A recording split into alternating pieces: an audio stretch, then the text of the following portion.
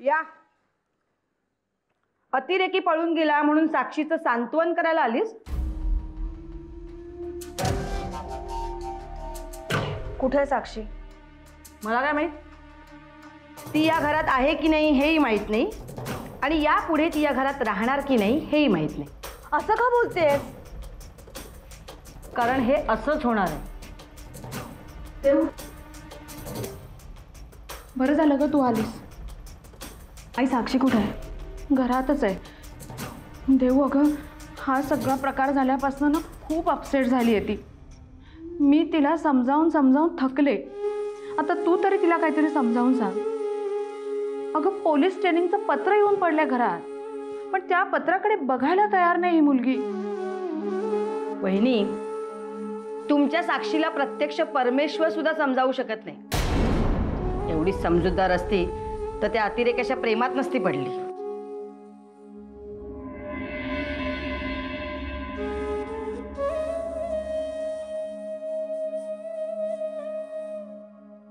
आई, आपली साक्षी खूप समजूतदार आहे.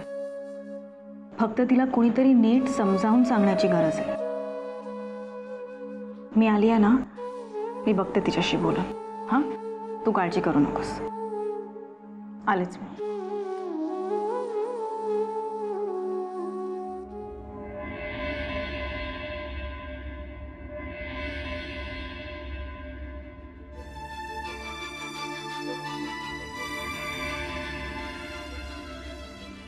मी तुझं ऐकून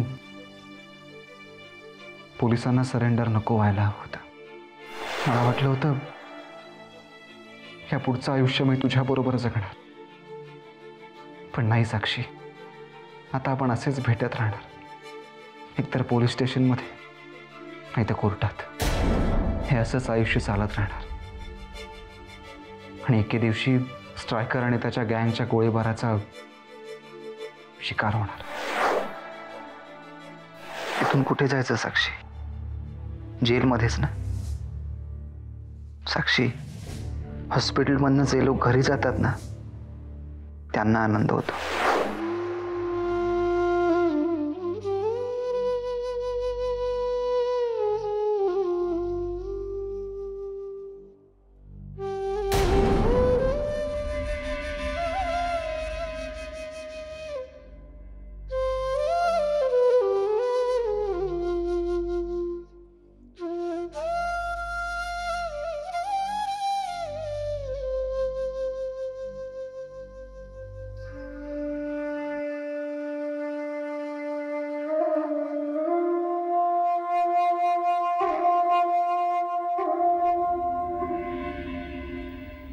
साक्षी, राजला विसरून जा हेच सांगायला आली असतं तू. पण आता तू म्हणशील की असं किती दिवस राज करत बसणार आहेस? विसरून जा राजला.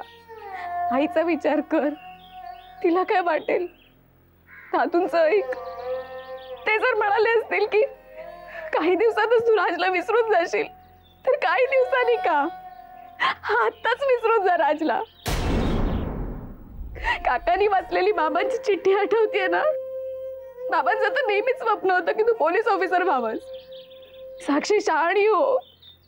विसरून जा राजला. हेच सांगायला आली असतं तू. पण घरच्यांना जे सांगायचं होतं ते त्यांनी सांगितलं. मला जे सांगायचंय ते तुला माहितीच आहे. तुला समजवण्यात आम्ही उगाच तुझा वेळ वाया घालवतोय, हो ना? आमचंच चुकलं. तुझ्या आयुष्यात आम्ही आमची जबाबदारी शोधत बसलो. आम्ही त्या साक्षीला शोधत राहिलो जिने लहान असताना IPS होण्याचं स्वप्न पाहिलं होतं. राज, आता फक्त राज साक्षीचं आयुष्य आहे हे आमच्या लक्षातच आलं नाही. संकट समोर आली ना की दुःखाच्या पलीकडे आपल्याला काहीच दिसत नाही साक्षी. डोळ्यातून सतत वाहणारं पाणी आपल्याला बाहेरचं जग पाहूच देत नाही. पलीकडच्या जगावर जर तुझा विश्वास नसेल आणि राजशिवाय तुझ्या आयुष्यात दुसरं काहीच नाही असं जर तू ठरवलंच असशील तर खरंच सॉरी तुझा वेळ घेतला. येते मी. बाय.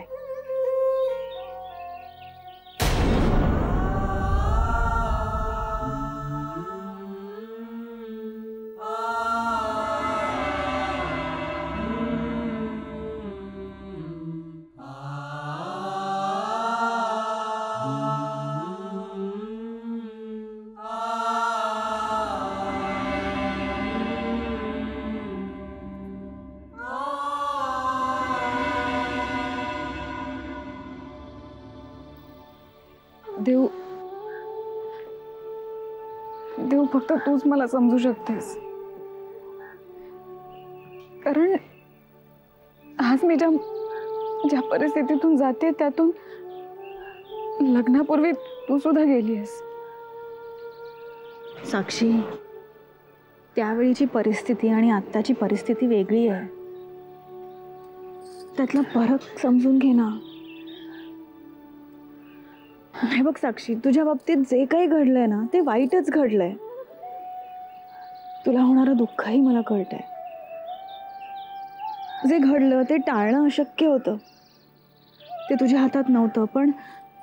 पण आजही अशा बऱ्याच गोष्टी आहेत ज्या तुझ्या हातात आहेत आणि तू ते करू शकतेस साक्षी.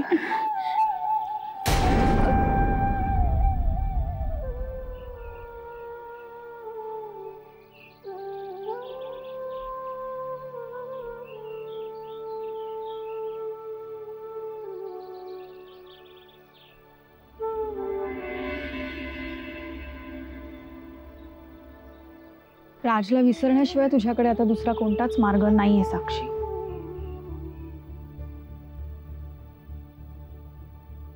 देऊ, आता तू तरी काहीतरी समजावून सांग हिला. कुठल्या मार्गाने हिला पटवून देऊ तेच कळत नाहीये. अगं आई तिला समजून घेण्याचाही प्रयत्न कर ना. साक्षीला थोडा वेळ दे. हेच तुमचे दादूही हेच म्हणतात. अजून किती वेळ द्यायला हवा ते तरी कळू दे. एकदा ट्रेनिंगची संधी हातची गेल्यानंतर मग काही उपयोग आहे का?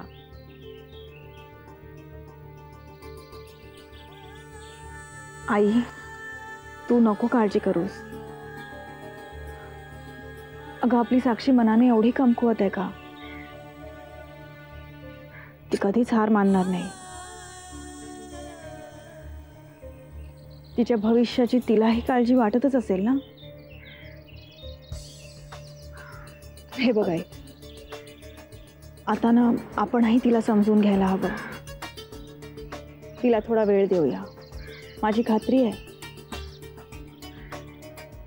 आपली साक्षी आपल्याला नक्की परत मिळेल.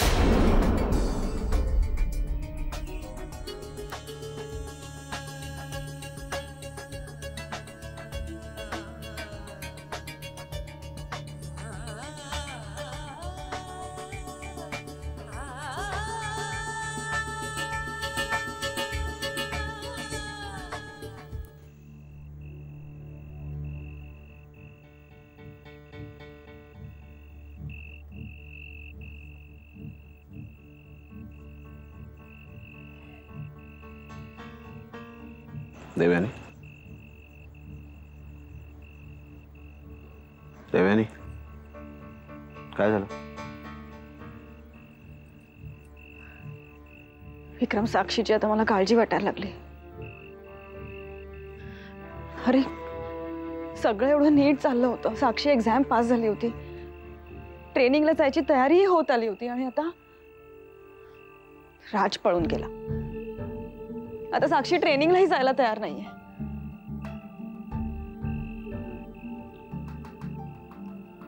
आम्हाला असं वाटतं की आपण सगळ्यांनी तिला समजून घेतलं पाहिजे. विक्रम, तिने ऐकायला हवं ना. तुम्ही जर तिला फोर्स केलात ना तर ती काहीच करणार नाही. त्यापेक्षा आपण या सगळ्यातनं तिला बाहेर पडायला थोडासा वेळ देऊया. आणि तोपर्यंत ट्रेनिंगची वेळ निघून गेली तर नाही जाणार.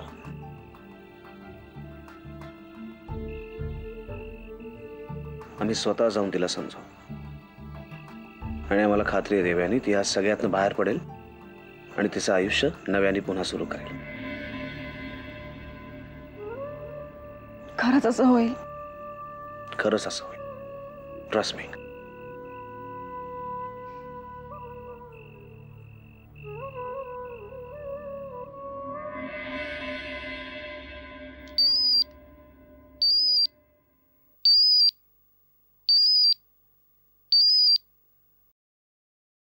हॅलो हाय साक्षी. मेजर बोला. साक्षी, आज तुझा आवाज मला इतका डाऊन का वाटतोय?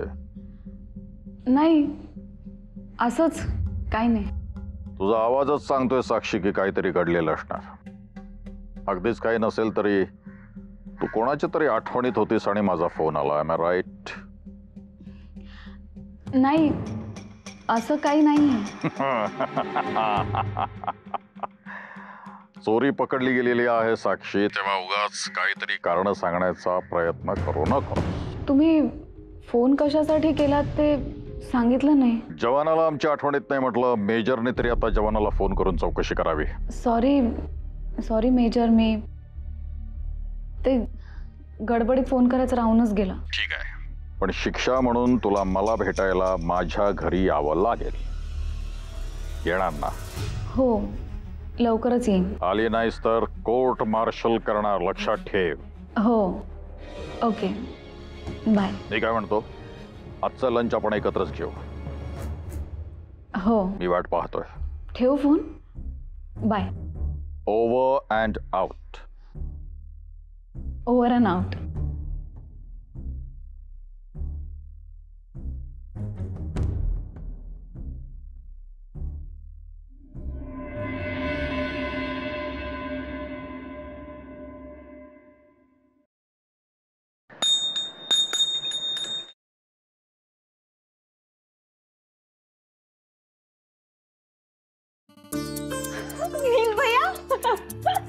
आतमध्ये आलं तर चालेल?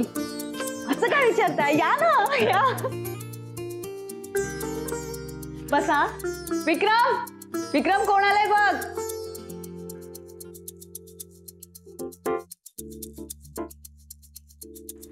कसं वाटलं घर? खूप छान आहे. तुझी चॉईस का विक्रमची? दोघांची. नील भैया, विक्रम कधी आला दिल्लीहून? असं समज आत्ताच आलो. रागिणी वहिनी नाही आल्या? नाही, ती तिथेच लहान मुलांचा ऍक्टिंग वर्कशॉप घेते, त्यामुळे अजून काही दिवस तरी ती त्यातच बिझी असणार आहे. तुम्ही बस, आम्ही आले. एक मिनिट. हे या.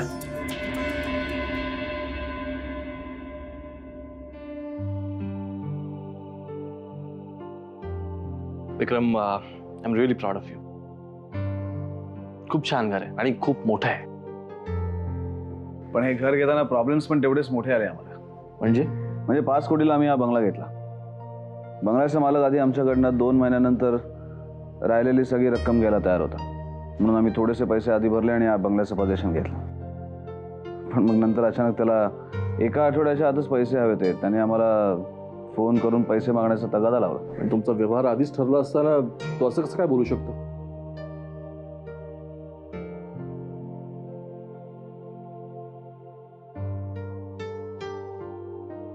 नील भैया तो काही ऐकायलाच तयार नव्हता.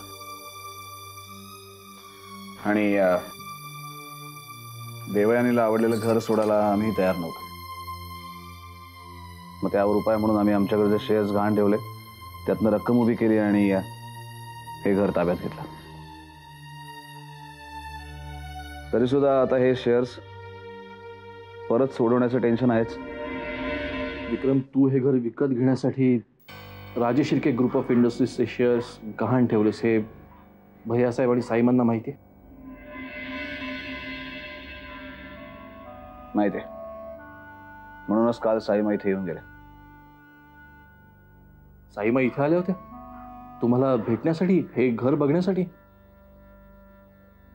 असं वाटतं तुम्हाला नील भैया? साईमा इथे एवढ्याचसाठी आल्या होत्या की आम्ही शेअर्स गहाण ठेवून हे घर विकत घेतलंय हे त्यांना अजिबात आवडलं नाही आणि आपली नाराजी व्यक्त करायला ते इथे आल्या होत्या. अर्थातच त्यांना भैयासाहेबांनीच इथे पाठवलं असणार. आपण केलेली कुठलीही गोष्ट त्यांना आवडतच नाही, त्याला आपण तरी काय करणार? विक्रम, साईमा काय म्हणाला ते सांग. त्या म्हणाल्या की आम्ही हवी ती किंमत देऊन तुमच्याकडचे शेअर्स परत घेऊ. किंमत बोला. हे सुद्धा संपत्ती सम्राटांनीच सांगितलं असणार, कारण भैयासाहेब शेअर्स मिळवण्यासाठी कोणत्या थराला जाऊ शकतात ना, हे आम्हाला चांगलंच माहिती आहे. म्हणजे तुमच्या बाबतीत आहे रणवीर राजांनी?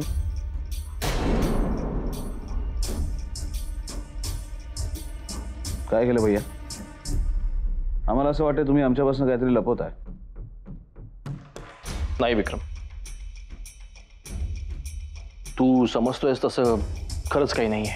पण तुमचा चेहरा काहीतरी वेगळंच सांगतो. काय झालं भैया, बोला.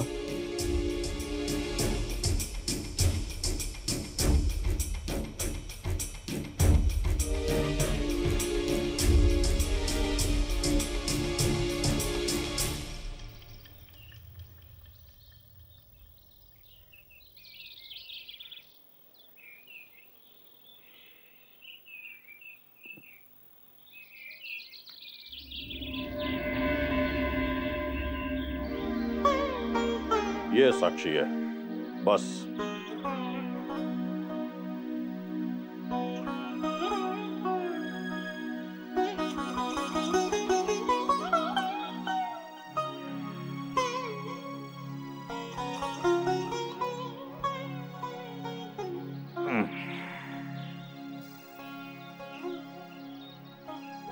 बघ साक्षी, मी तुला आज इथे अशासाठी बोलवलंय. मला माहिती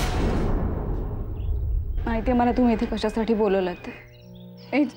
मेजर, माझी एक रिक्वेस्ट आहे. प्लीज आपण ह्या विषयावर नको बोलूया. आतापर्यंत घरातल्या प्रत्येक जणांनी मला बोलून झालंय, पण मला काय वाटतं हे जाणून घेण्याची कोणाची इच्छाच नाहीये. कोणाला महत्वाचं वाटतच नाही बहुतेक. ते मी हारली आता.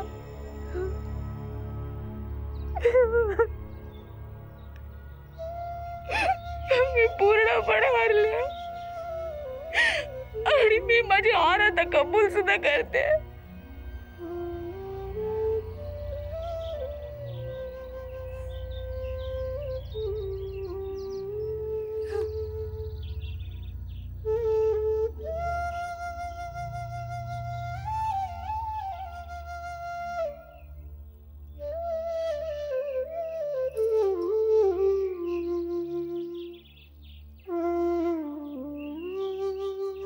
करत होते मी राजवर,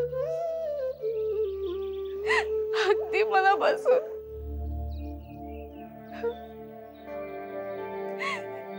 तो अतिरेकी आहे हे माहित असून सुद्धा मी तितकंच प्रेम करत होते त्याच्यावर. मला कधीच वाटलं नाही तो मला सोडून जाईल. निघून गेला राज. अशा परिस्थितीत सुद्धा माझ्या मनाची अवस्था काय झाली असेल याची कोणालाच काळजी नव्हती. पण प्रत्येकाचा हट्ट मात्र एकच होता, विसरून जा झालेलं सगळं आणि उद्याचा विचार कर, तुझ्या भविष्याचा विचार कर.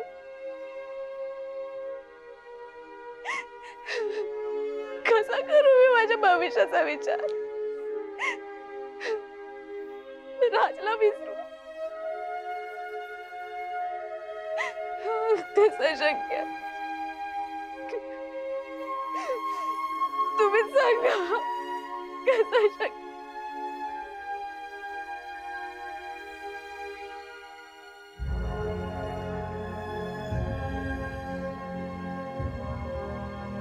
सॉरी मेजर, मी बोलतच गेले.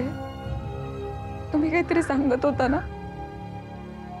मी आता काही बोलावं असं काही बोलण्यासारखं शिल्लक ठेवलंस का तू? असं का बोलताय तुम्ही?